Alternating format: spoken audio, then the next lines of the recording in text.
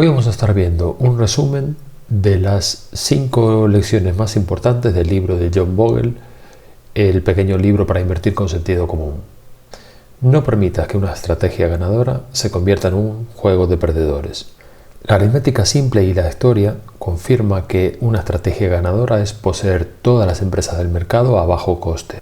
Con esto capturas el retorno de los dividendos y de los beneficios de cada una de las empresas. La forma más simple que hay para hacerlo es a través de un ETF o un fondo indexado. Comprarlo y mantenerlo para siempre. Un fondo indexado es una cesta con muchos huevos, diseñado para replicar el rendimiento general del mercado financiero o un sector de este.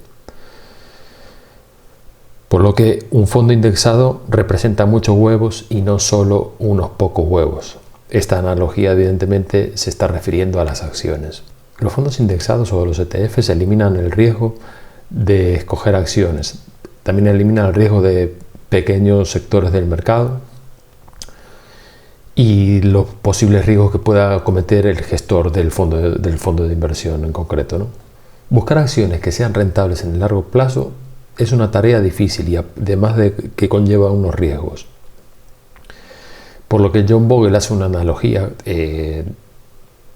similar a una aguja en un pajar, ¿no? Y dice algo así como que buscar acciones es como buscar una aguja en un pajar. Entonces, ¿por qué mejor no te compras el pajar entero? Y esto se está refiriendo a comprarte el SP500 entero. Entonces, comprándote todo el índice SP500 estás mitigando muchos riesgos de selección de acciones y posibles errores que pueda cometer un gestor o tú mismo si eres el que está intentando comprar las acciones. Por lo que el riesgo que tienes es el que tiene el mercado en general. No, o sea que es mucho menor que si tú te dedicas a comprar acciones o un gestor. La parábola. La familia Goldrock posee el 100% de todas las acciones de Estados Unidos. Ha disfrutado durante generaciones del retorno de los dividendos y del beneficio de las empresas. Hasta que un día unos señores trajeados, bien educados, con mucha formación universitaria, convencen a los primos listos de la familia que por qué no se dedican a vender acciones y comprar acciones a otras familias para así obtener una mayor rentabilidad. Y estos señores trajeados evidentemente le van a cobrar unos intereses por cada una de esas transacciones, ¿no? A medida que va pasando el tiempo, se dan cuenta que el hecho de comprar y vender acciones a otras familias no es tan rentable como se los pintó estos señores en concreto. Por lo que deciden contratar un servicio profesional de asesoría para comprar acciones, ¿no? Evidentemente esta asesoría les va a cobrar una pequeña comisión. Pagan impuestos por plusvalías, pagan comisiones al nuevo ayudante, pagan comisiones a los hombres trajeados, por lo que se dan cuenta de que todo ese pago de desembolso de dinero les está afectando en la rentabilidad total de las acciones. Por lo que el abuelo de la familia, el hombre más sabio de todos, dice: volvamos otra vez a tener todo el mercado. Y así lo hacen y vuelven otra vez a obtener las rentabilidades que obtenían antiguamente. De aquí que podemos extraer que las comisiones revientan la rentabilidad en el largo plazo y que además no todo el mundo sabe elegir acciones, aunque te parezca que sí que sabe elegir acciones. La mayoría de los inversores convierte un juego de ganadores en juego de perdedores. Las implacables reglas de la humilde aritmética.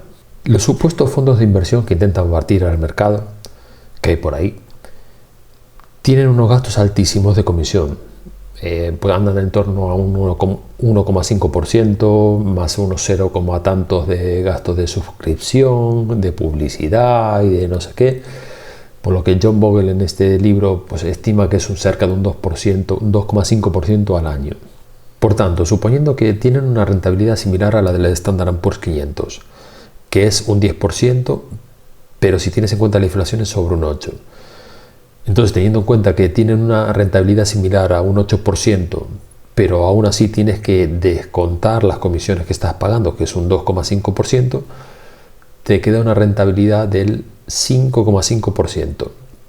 Por lo que si transpones esas rentabilidades en los últimos 50 años, que sería un 8% del Standard & Poor's 500 frente a un 5,5% del fondo de inversión, si hubieses invertido 10.000 pues hace medio siglo, tendrías ahora 145.000 en el caso del fondo de inversión. Si hubieses invertido en el Standard & Poor's 500 con un ETF, con un fondo indexado, el rendimiento sería un 8% y tendrías $469.000. En la inversión a largo plazo, el tiempo es tu amigo, pero en lo referente a costes, en la inversión a largo plazo, el tiempo es tu enemigo también, porque se hace un interés compuesto a la inversa. Es decir, en este ejemplo que vimos, la diferencia era casi la rentabilidad total de un 70%. Si te está gustando este vídeo, por favor dale like para que este contenido llegue a más gente y me ayuda a posicionar en el canal. Y si tienes alguna duda, comentario o sugerencia, déjala en la sección de comentarios que estaré encantado de responder. Benefíciate de la majestad de la simplicidad. En este capítulo hay dos apartados interesantes. Uno es una simulación de Monte Carlo que hicieron de los fondos de inversión gestionados activamente frente a los fondos indexados o los ETFs que hay en la actualidad. Y este es el resultado. Como vemos, el fondo indexado ha batido completamente la mayoría de los fondos gestionados activamente. El segundo apartado hace un poco alusión al título y es algo así como manténlo simple. Es decir, compra solamente el Standard & Poor's 500. En los 90 crearon el Growth Index Fund y el Value Index Fund. A principios de la década más o menos se comportaron igual, pero cuando todo el mundo empezó a meterse en el Growth para buscar más rentabilidad, cuando empezó a gestarse la burbuja del 2000, este proporcionaba unos rendimientos pues impresionantes, muy superiores a lo de la parte Value. Todo el mundo quería subirse al tren del crecimiento, pero como te imaginarás, la burbuja de las .com explotó y el Growth fue el sector más castigado. De las crisis, la parte más castigada siempre es el sector de crecimiento, por lo que manténlo simple. Compra el Standard & Poor's 500. Los ganadores del ayer, los perdedores del mañana.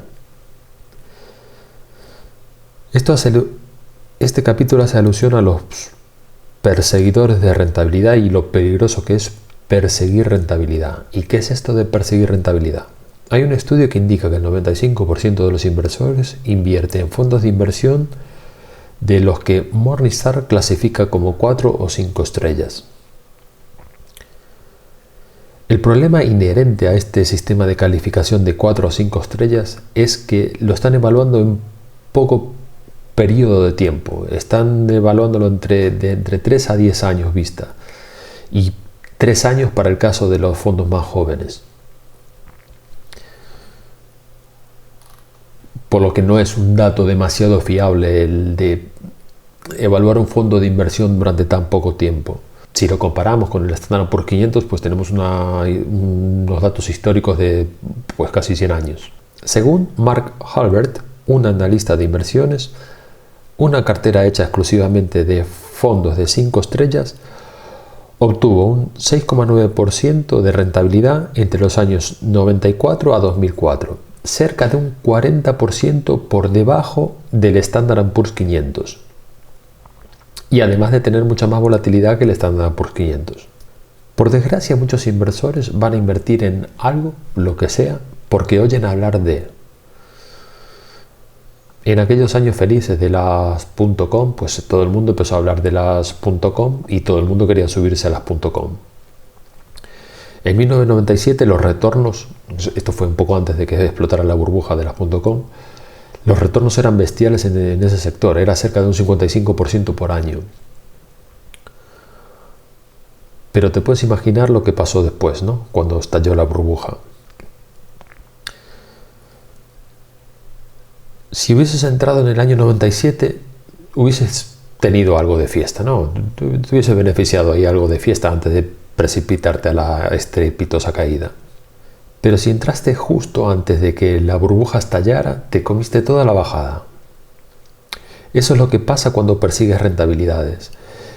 que cuando escuchas ese algo ya es tarde, vas a entrar tarde y te vas a comer toda la bajada. Y esto es lo que se conoce como la reversión a la media. Los productos estelares en la inversión rara vez son estrellas, con demasiada frecuencia son cometas.